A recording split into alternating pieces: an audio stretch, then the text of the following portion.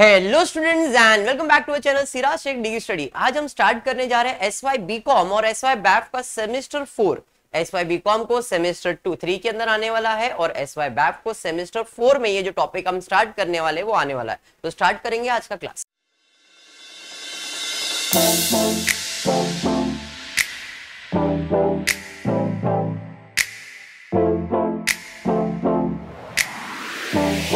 देखो, आज हम सब्जेक्ट जो स्टार्ट करने जा रहे हैं उसका नाम है मैनेजमेंट अकाउंटिंग।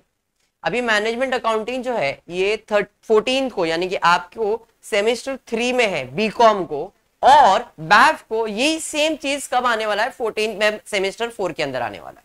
क्लियर? मतलब बीकॉम पढ़ रहा है सेमेस्टर 3 के लिए और बैफ के लिए यही सेम सब्जेक्ट आने वाला है सेमेस्टर 4 के अंदर। तो अगर आप अभी देख रहे वीडियो तो आपको ये वीडियो नेक्स्ट ईयर के लिए काम तो आएगा ही आएगा। ओके, स्टार्ट करते मैनेजमेंट अकाउंटिंग। अब तक 12th स्टैंडर्ड में आपने एक ही सब्जेक्ट देखा था, 13 में एक ही अकाउंट देखा था, बट 14 में दो अकाउंट्स हो गए। एक हो गया तुम्हारा financial accounting that is FA, और दूसरा हो गया मैनेजमेंट अकाउंटिंग यानी कि MM। फिर होता है कॉस्ट अकाउंटिंग CA। ऐसे 3 टाइप के अकाउंट्स होते हैं, financial accounting, cost accounting, management accounting. तो बीकॉम को ये साल अकाउंट्स में इस सेमेस्टर में 2 अकाउंट्स है, एक है फाइनेंशियल अकाउंटिंग है और दूसरा है कॉस्ट अकाउंटिंग। फाइनेंशियल अकाउंटिंग का एक टॉपिक ऑलरेडी हमने कवर किया, वो है पीसमेल डिस्ट्रीब्यूशन। आज हम स्टार्ट करने वाले, आज कुछ बड़ा लेक्चर नहीं, छोटा सा लेक्चर है, खाली इंट्रोडक्शन लेक्चर ही है इस सब्जेक्ट को लेके। इसके अंदर थोड़ा सा नॉलेज लेंगे कि क्या पढ़ने वाले हो। अकाउंट्स जो है अगर बात करूं तो अकाउंट्स को 3 पार्ट्स में डिवाइड किया गया है।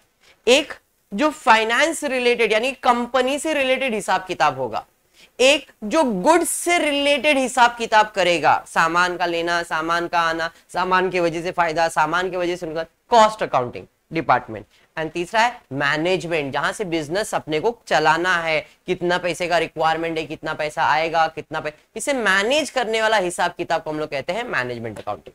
ठीक है, अभी फाइनेंस में आपने देखा था पैसा वाला पीसमेल डिस्ट्रीब्यूशन, कि भाई ये कंपनी बंद हो रही है तो अपने पार्टनरों को कैसे पैसा डिस्ट्रीब्यूट करना है, पीसमेल डिस्ट्रीब्यूशन में देख लिया था। अब हम सीखने वाले हैं बिजनेस को मैनेज करने के लिए क्या क्या हिसाब किताब होता है।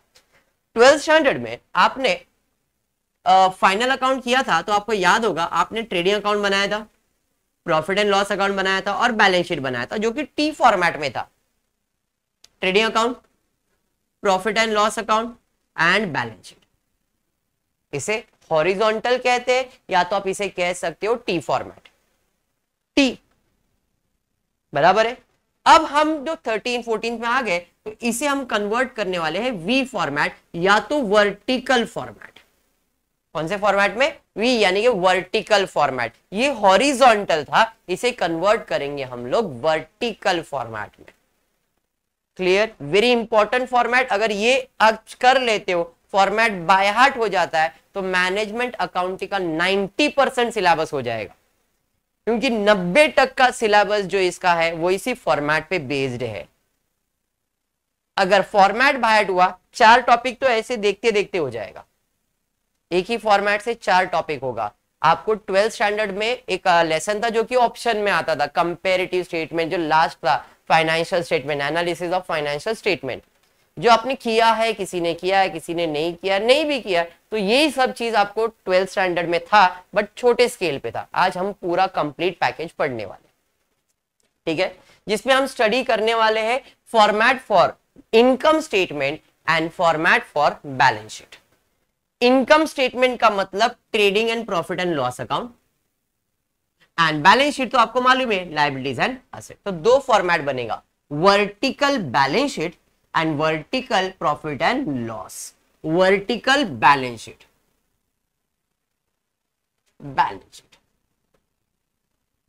and यहां पे बनेगा vertical profit and loss। अब इसे हम लोग दूसरा नाम देते हैं vertical income statement।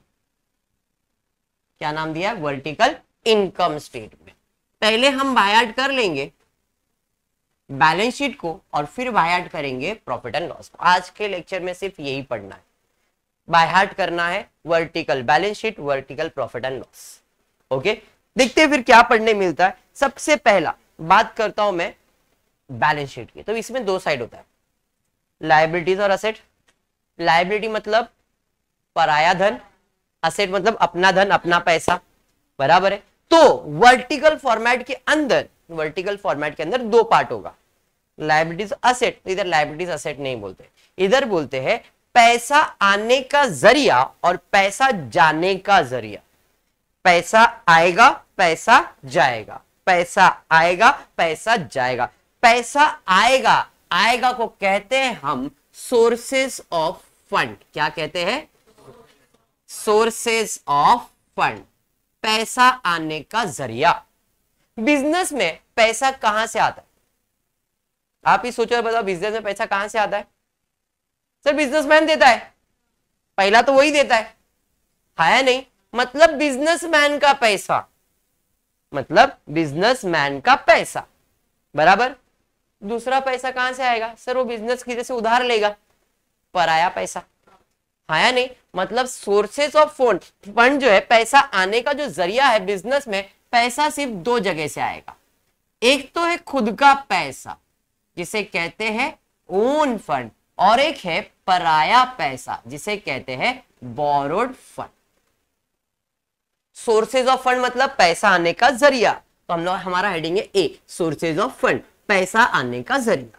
पैसा आने का जरिया में पैसा बिजनेस में सिर्फ दो जगह से आएगा, खुद का पैसा, पराया पैसा। खुद का पैसा, पराया पैसा, खुद का पैसा, पराया पैसा। खुद का पैसा बोले तो ओन फंड, पराया पैसा बोले तो बोरोड फंड। बिजनेस में पैसा दो जगह से आएगा, खुद का पैसा, पराया पैसा। खुद का पैसा, पराया पैसा। खुद का पैसा मतलब ओन फंड, पराया पैसा मतलब बोरोड फंड। तो यहां पे ए पहला हेडिंग है ओन फंड, क्लियर।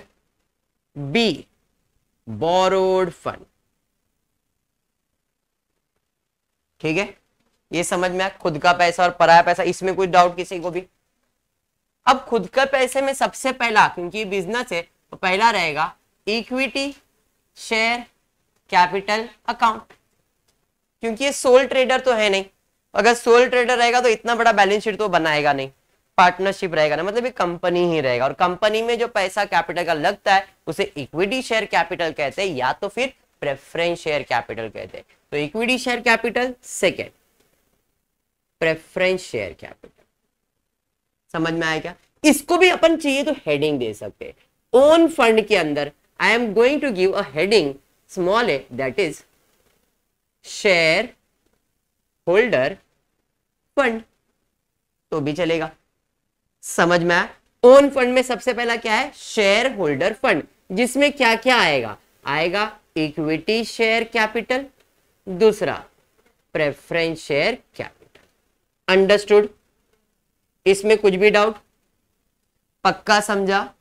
अब इसमें हम ऐड करेंगे हमारा बिजनेस का कोई प्रॉफिट अगर है तो। हम क्या ऐड करेंगे? बिजनेस का कोई प्रॉफिट है तो ऐड रिजर्व्स एंड सरप्लस। किसमें? शेयर होल्डर फंड में ऐड करेंगे reserves and surplus. Reserves and surplus मतलब क्या? तो भाई हो सकता है जनरल रिजर्व है, बराबर है कि नहीं? हो सकता है कैपिटल रिजर्व है, हो सकता है रेवेन्यू रिजर्व है, ये सब आपने पहले भी सुना है वर्ड, बराबर है। प्रॉफिट एंड लॉस है, कोई भी रिजर्व है, सब इसके अंदर ऐड होगा।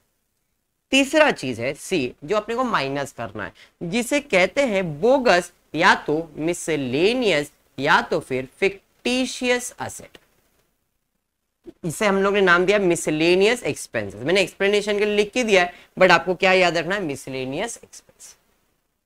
ओन फंड कैसे मिलेगा? तो ओन फंड मिलने के लिए शेयर होल्डर फंड में ऐड करेंगे रिजर्व्स एंड सरप्लस, माइनस करेंगे मिसलेनियस एक्सपेंसेस, तो जो आंसर आएगा that is total A plus B minus C, इसे कहते हैं ओन फंड। समझा? अब इधर मैंने दो कॉलम बनाया है, मैं आगे फ्यूचर में 3 कॉलम भी बना सकता हूं। 2 कॉलम बनाया तो भाई इसका टोटल लिया, इसका टोटल लिया, तो भाई पहला टोटल आ गया अमाउंट किसका? कैपिटल का। फिर इसका टोटल लिया रिजर्व्स का, रिजर्व्स जो जितने भी रिजर्व्स है सबका रिजर्व, इसका भी टोटल लिया। कौन सा टोटल है? Share holder fund. कौन सा टोटल है? Reserve, miscellaneous expenses. अब ए प्लस बी माइनस सी करेंगे तो अपने को जो टोटल आएगा उसे हम लोग क्या कहते हैं? Own fund. समझाइए, क्लियर। सो हम सेकेंड हेडिंग मैंने आपको बताया था बी क्या है, बोरोड फंड। बोरोड फंड मतलब पराया धन। पराया धन में क्या क्या आ सकता है, तो आएगा secured loan, unsecured loan, loans या तो डिबेंचर्स वगैरह जो होता है वही सब इसके अंदर आएगा। तो जितने भी होंगे सबको ऐड करके टोटल ले लेना, तो ये आपको मिलेगा टोटल बोरोड फंड। जो भी अमाउंट है आउटर कॉलम में जाएगा। ये समझा आपको? इसमें कुछ डाउट? अब दो अमाउंट है, दोनों का टोटल करना, तो मुझे मिलेगा टोटल कैपिटल एम्प्लॉयड या तो नेट वर्थ या तो फिर टोटल सोर्सेस ऑफ फंड, कुछ भी नाम दे, कैपिटल एम्प्लॉयड, नेट वर्थ या तो सोर्सेज ऑफ फंड का टोटल। अंडरस्टूड? इसमें कुछ भी डाउट? तो पैसा आएगा कितने जगह से, दो जगह से। बिजनेस में पैसा आएगा दो जगह से, खुद का पैसा, पराया पैसा। खुद का पैसा, पराया पैसा। खुद का पैसे को हम लोग क्या कहते हैं, ओन फंड, और पराया पैसे को हम लोग क्या कहते हैं, बोरो फंड। ओन फंड के अंदर तीन आएगा, share holder fund, reserves in surplus, miscellaneous expenses. Share holder fund, reserves in surplus, miscellaneous expenses. Share holder fund में इक्विटी प्रेफरेंस, बराबर है। रिजर्व सरप्लस जितने भी रिजर्व है सब रिजर्व आएंगे। मिसलेनियस एक्सपेंसेस में क्या क्या आता है, share issue expenses, debenture issue expenses, preliminary expenses, सब असेट साइड पे दिखेगा आपको, वो सब इसमें लिख देने का। बात समझ में आए क्या? क्लियर है? ये सब का टोटल करके माइनस करेंगे, जो आंसर आएगा उसे ओन फंड कहते हैं। खुद का पैसा हो गया, पराया पैसा में secured loan, unsecured loan, overdraft, debentures, जो भी रहेगा वो सब लोन जितने भी है सब लोन एक साथ लिखने का, तो उसका टोटल करेंगे। इन दोनों अमाउंट को टोटल करेंगे तो सोर्सेज ऑफ फंड या तो कैपिटल एम्प्लॉयड आ जाएगा। समझा ये? अब पैसा बिजनेस में तो आ ही गया है, दो जगह से पैसा आ गया। अब पैसा आएगा दो जगह से और जाएगा तीन जगह, आएगा दो जगह से जाएगा तीन जगह। अब मुझे किसी ने पैसा दे दिया, मेरे पास बिजनेस में पैसा है, तो पैसे का मैं क्या करूंगा? अगर मैं अच्छा बिजनेसमैन हूं तो सबसे पहला मैं काम करूंगा, फिक्स असेट परचेज कर लूंगा, प्रॉपर्टी बनाऊंगा ना यार। पैसा है तो प्रॉपर्टी बना लो, मतलब फिक्स असेट। समझ में आया? जैसे ही पैसा आएगा, पैसा आ गया, खुद का पराया, बिजनेस सबसे पहला क्या काम करेगा, फिक्स असेट परचेज करेगा। बात समझा? फिर पैसा अगर बच गया, अगर पैसा बच गया तो इन्वेस्टमेंट करना चालू करेगा, हाँ या नहीं? और फिर भी पैसा बचा है तो भाई आप क्या करेंगे, भाई पैसा जिस चीज के लिए लिया है वो काम करो, working capital. Very important, working capital, क्योंकि इसके ऊपर एक टॉपिक भी आप फ्यूचर में पढ़ने वाले। ठीक है, तो पैसा आएगा दो जगह से, जाएगा तीन। आएगा मतलब सोर्स, जाएगा मतलब एप्लीकेशन, इंग्लिश वर्ड है। जाना मतलब गो नहीं लिखेंगे यहाँ पे, गोइंग ऑफ फंड नहीं। कमिंग ऑफ फंड लिखा क्या आपने? नहीं, आपने क्या लिखा, सोर्सेज ऑफ फंड। पैसा आने का जरिया, सोर्स। अब पैसा जा रहा है, जाने को हम लोग यहाँ पे गो नहीं कहेंगे, एप्लीकेशन कहेंगे, क्योंकि एप्लीकेशन मतलब हम लोग अप्लाई कर रहे, फिक्स असेट में अप्लाई कर रहे, इन्वेस्टमेंट में अप्लाई कर रहे या बिजनेस में अप्लाई कर रहे। समझ में आया? तो अब यहाँ पे हेडिंग में आपको आ जाएगा, इसे आप कहते हो application of fund, application of fund. Indirectly ये आपका लायबिलिटीज है और ये आपका असेट साइड है, जो बैलेंस शीट का साइड होता है। इतना सब क्रेडिट साइड है, और अब जो मैं लिखने जा रहा हूं वो सब डेबिट साइड का है। बात समझा आपको? मतलब बैलेंस शीट अब जब ऐसा लिखते थे तो ये बाजू लायबिलिटीज लिखते थे और ये बाजू असेट लिखते थे, बराबर है। बट यहाँ पे सोर्सेज ऑफ फंड का मतलब लायबिलिटीज और एप्लीकेशन ऑफ फंड का मतलब असेट, मतलब ये डेबिट है और ये सब क्रेडिट है। लॉजिक समझ में आ गया? तो एप्लीकेशन ऑफ फंड आ जाएगा। अब एप्लीकेशन ऑफ फंड के अंदर सबसे पहला मैंने बताया कहां जाएगा, फिक्स असेट। अब फिक्स असेट में टाइप्स होते, बट अपन उसमें टाइप्स अभी देख रहे नहीं है, तो डायरेक्टली फिक्स असेट जो भी रहेगा, जितने रहेंगे सबका टोटल आउटर कॉलम में आ जाएगा। बात समझा? सेकंड मैंने आपको बताया किधर जाएगा, इन्वेस्टमेंट में। और यहां पे जो इन्वेस्टमेंट होगा वो लॉन्ग टर्म होगा, शॉर्ट टर्म नहीं। कौन सा investment? Long term. Long term मतलब एक साल से ज्यादा, तो वो आपका इन्वेस्टमेंट वैल्यू है। एंड तीसरा वैल्यू जो मेरे लिए इंपॉर्टेंट है वो क्या है, तीसरा वैल्यू है वर्किंग कैपिटल। अभी वर्किंग कैपिटल का मतलब क्या है, तो वर्किंग कैपिटल के अंदर दो चीज आएगा, एक आएगा करंट असेट और एक आएगा current liabilities. What is current asset and current liabilities? तो आपने 11th स्टैंडर्ड में देखा था, ऐसा असेट जो बिजनेस में 1 साल से कम चलता है उसे करंट असेट, जैसे स्टॉक है, डेटर्स है, कैश है, ये सब करंट असेट। तो वर्किंग कैपिटल का फॉर्मूला क्या है? वर्किंग कैपिटल कैसे मिलेगा? Current asset minus current liabilities. जो भी करंट असेट रहेगा उसमें से करंट लायबिलिटीज का अमाउंट को माइनस करेंगे, जो आंसर आएगा वो वर्किंग कैपिटल। और ये वेरी इंपॉर्टेंट है क्योंकि इसके ऊपर पूरा एक लेसन है आपको सिलेबस में, वर्किंग कैपिटल में पूरा एक लेसन है, उसमें करंट असेट और करंट लायबिलिटीज के साथ ही खेलने का आपको। ठीक है क्या? पक्का समझा? तो आपको कहीं ना कहीं करंट असेट मिलेगा, कहीं ना कहीं करंट लायबिलिटीज मिलेगा, माइनस करेंगे तो वर्किंग कैपिटल का अमाउंट आएगा, वर्किंग कैपिटल का अमाउंट। तो इधर कितने अमाउंट आ गए? 3, इधर कितने अमाउंट आ गए? 2 आउटर कॉलम में, बराबर है, एक ओन फंड और एक borrowed fund. Asset, investment, working capital, तीनों को ऐड करेंगे तो वापस से इसका नाम वही पड़ेगा, टोटल कैपिटल एम्प्लॉयड, नेटवर्थ या एप्लीकेशन ऑफ फंड।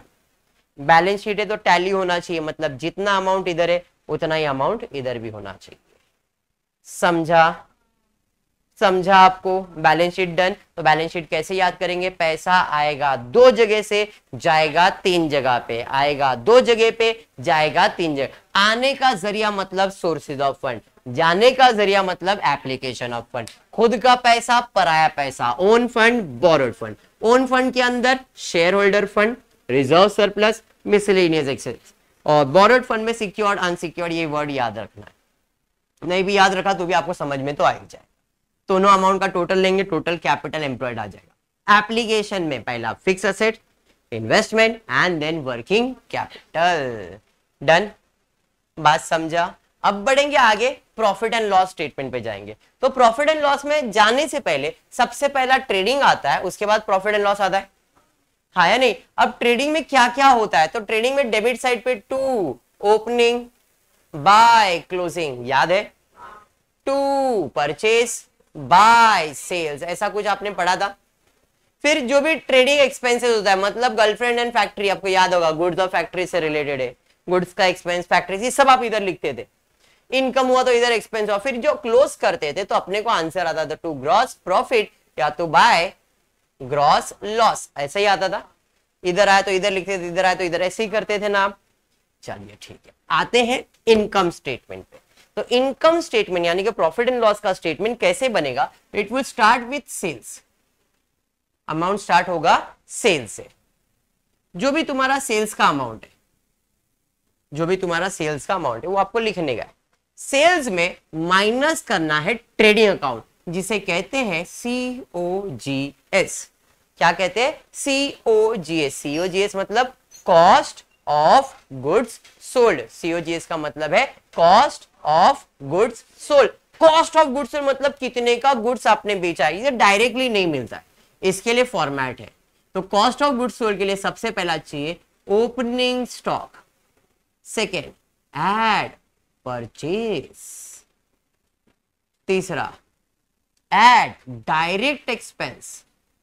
अब देखो मैं क्या लिख रहा हूं, ट्रेडिंग अकाउंट लिख रहा हूं, opening, add purchase, add direct expense, सब ऐड होगा क्योंकि सेल्स से तो चालू हो गया तो सेल्स हट गया। तो ओपनिंग, एड परचेज, एड जो भी डायरेक्ट एक्सपेंस होता है ये सब इधर आता है। Indirect expense profit and loss में आता है, डायरेक्ट एक्सपेंस सब इधर आता है। डायरेक्ट मतलब फैक्ट्री से रिलेटेड, गुड्स से रिलेटेड, इसे डायरेक्ट खर्चा कहते हैं। तो एड डायरेक्ट एक्सपेंस। चौथा है लेस, क्या बच गया अभी? Closing stock.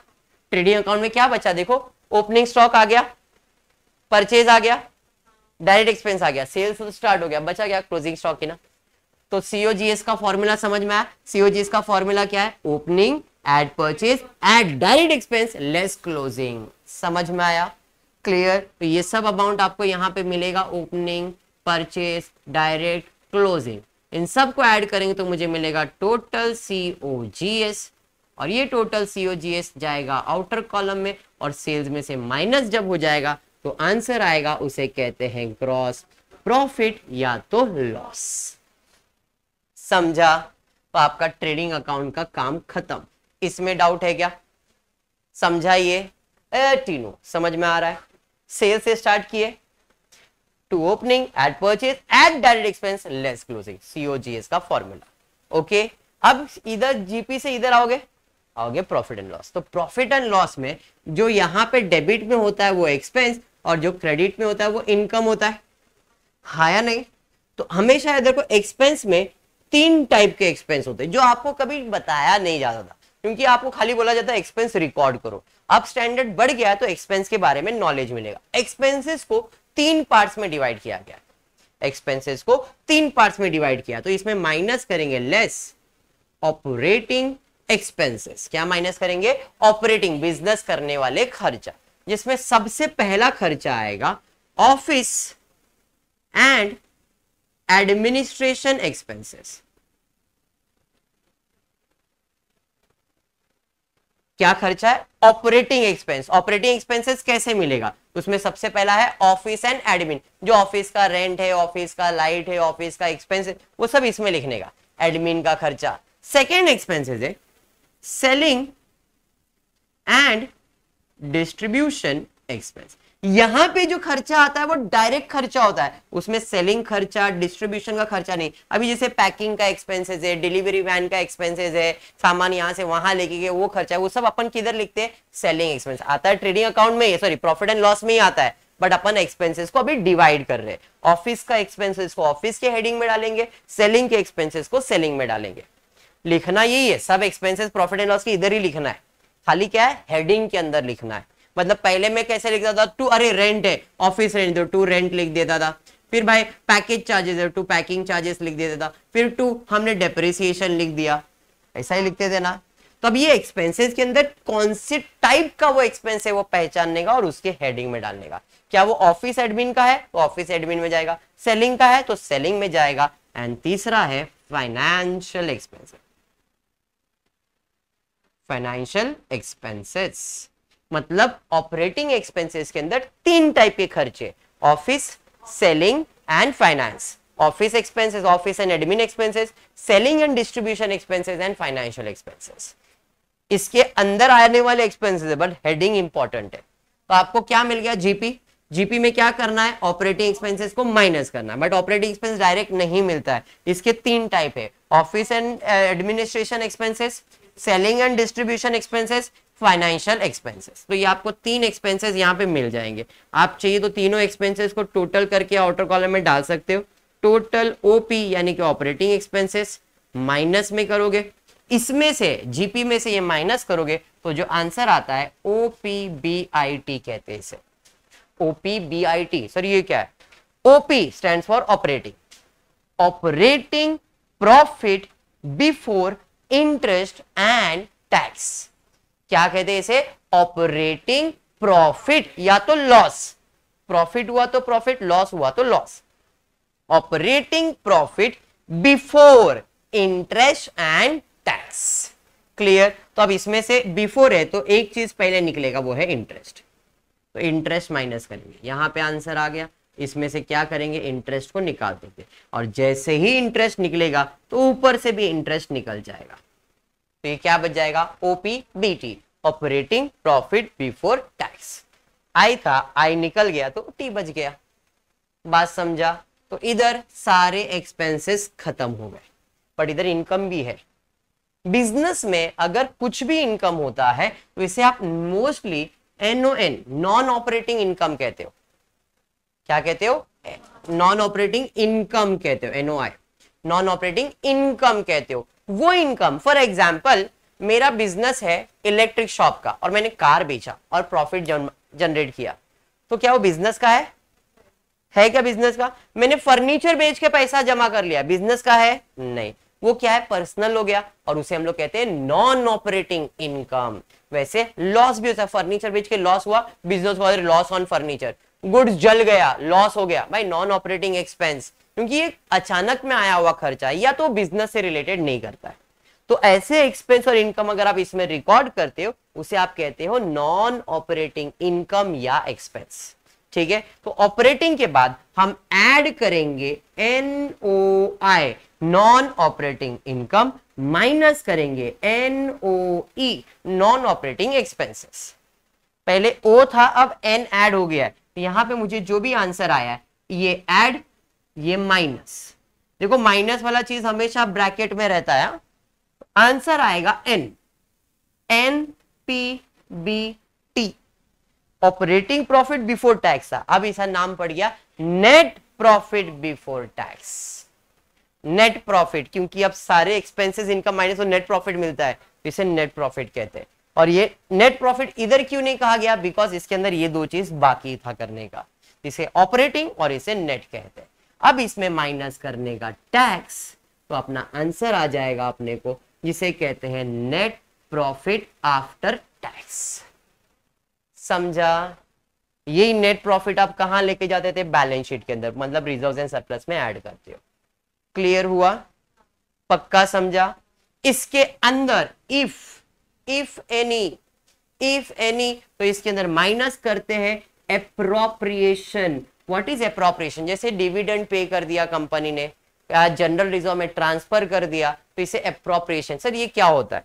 तो ये कोई कंपनी जब होती है, तो जैसे आपने एक कंपनी रखा, तो इसमें क्या होता है, इक्विटी शेयर और प्रेफरेंस शेयर्स होते हैं, तो प्रेफरेंस शेयर्स को डिविडेंड देना पड़ता है। डिविडेंड कहीं ना कहीं प्रॉफिट होता है, तो आपको प्रॉफिट तो मिल गया था, बट उस प्रॉफिट में से आप कभी भी शेयर होल्डर को पैसा देते हो तो उसे एप्रोप्रिएशन कहते हैं, या इसमें से कुछ पैसा रिजर्व करते हो उसे एप्रोप्रिएशन कहते हैं। तो आप क्या करते हो, जो भी प्रॉफिट आया उसमें से जो पैसा बाजू में निकालते हो, इसे एप्रोप्रिएशन कहते हैं। तो वो हमको क्या करना है, प्रॉफिट से माइनस करना है। अगर आपने ऐसा कुछ किया है तो जो आंसर आएगा इसे कहोगे रिटेन अर्निंग्स, नहीं तो आंसर यहीं पे खत्म। क्लियर हुआ? समझ में आ रहा है? थोड़ा सा आपको लेंदी टाइप लगेगा, लेकिन एक बार ये फॉर्मेट डन तो टॉपिक डन। पहले बैलेंस शीट देखा, आएगा दो जगह से जाएगा तीन जगह पे, सोर्सेज ऑफ फंड के अंदर ओन फंड, बोरोड फंड। यहां पे आ गए सेल्स लेस सीओजीएस, तो सेल्स में सीओजीएस माइनस करेंगे तो जीपी आएगा, बट सीओजीएस का फॉर्मूला क्या है, opening add purchase add direct expense less closing. समझा? जीपी मिल गया, ऑपरेटिंग माइनस करेंगे। ऑपरेटिंग में तीन टाइप के operating, office and admin, selling and distribution, finance, ये तीनों को माइनस करेंगे, ओपीबीआईटी आएगा, ऑपरेटिंग ही आएगा, operating profit before interest and tax. Interest निकालो, operating profit before tax, add non operating income minus non operating expenses, तो मिलेगा net profit before tax minus tax net profit after tax. Done, इतना हो गया। Appropriation है तो minus करेंगे, नहीं तो ये मेरा आंसर है। आज लेक्चर में सिर्फ फॉर्मेट करेंगे, क्योंकि नेक्स्ट लेक्चर से अपन एक एक टॉपिक वाइज जाएंगे। पहले बैलेंस शीट को स्टडी करेंगे, फिर प्रॉफिट एंड लॉस स्टडी करेंगे, और फिर फाइनल अकाउंट करेंगे। 12th में जैसा फाइनल अकाउंट करते थे वैसा ही फाइनल अकाउंट, बट यहां पे फाइनल अकाउंट इस फॉर्मेट में नहीं, इस फॉर्मेट में होगा। बात समझा? मतलब आपने 12th में ऐसा अकाउंट प्रिपेयर किया था, अब 14 के अंदर ऐसा अकाउंट नहीं बनने वाला है, ऐसा स्टेटमेंट बनने वाला है। हमेशा याद रखो, अकाउंट और स्टेटमेंट में फर्क क्या होता है। अकाउंट के अंदर टी फॉर्मेट, डेबिट और क्रेडिट होता है, इधर डेबिट क्रेडिट नहीं होता है। इसका मतलब जैसे यहाँ पे टू और बाय लिखते थे, इधर टू और बाय नहीं लिखते। मैंने किधर पे भी टू और बाय नहीं लिखा है, डायरेक्टली नाम, क्योंकि स्टेटमेंट में टू और बाय नहीं आएगा, अकाउंट में आता है, स्टेटमेंट में नहीं आता है। क्लियर है? पक्का? आज के लिए इतना ही। होपफुली आपको वीडियो पसंद आया रहेगा, तो प्लीज वीडियो को लाइक कर देना, फ्रेंड्स ग्रुप में शेयर करना और चैनल को सब्सक्राइब करना। Thank you for watching the video.